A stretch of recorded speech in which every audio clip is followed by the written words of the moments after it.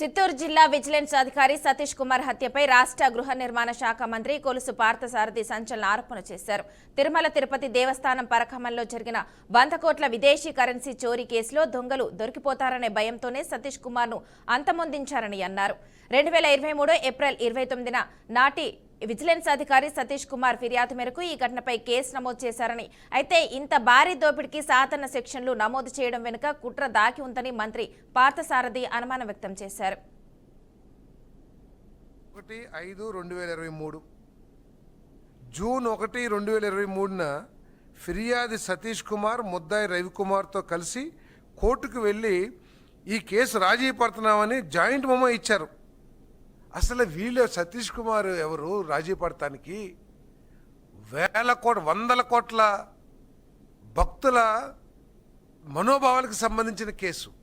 దీనికి సతీష్ కుమార్ ఎవడు రాజీ పడటానికి? ఆయన సొంత ఆస్తా, లేకపోతే ఇప్పుడు పదే పదే మాట్లాడుతున్న కరుణాకర్ రెడ్డి గారు ఆస్తా ఇది? రాజీ పడి సరి పోనీలే అని చెప్పేసి రాజీ పడటానికి? దీన్ని మనోభావాలకు సంబంధించిన విషయం.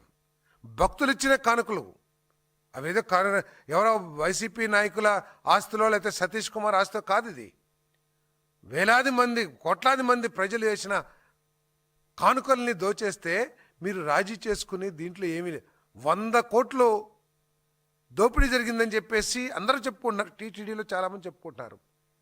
దానికి ఒక 14.5 కోట్ల రూపాయలతో రవికుమార్కి సంబంధించిన ఆస్తుల్ని టీటీడీకి రాసి చేసి ఆ 100 కోట్ల దోపిడీని మాఫీ చేస్తానికి ప్రయత్నం చేశారంటే ఇంతకంటే దారుణం ఒక ప్రభుత్వం చేయగలదా అని చెప్పేసి నేను ప్రశ్నిస్తా ఉన్నా. నేను అది కూడా బోర్డు మీద దీంట్లో ఏం రాశారు?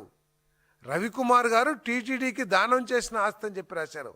ఏంటి దీని వెనకాలంతా కూడా ఉన్న తతంగం ఏంటో ప్రజలంతా కూడా ఆలోచించాలని చెప్పేసి మనం చేస్తాను. 31/5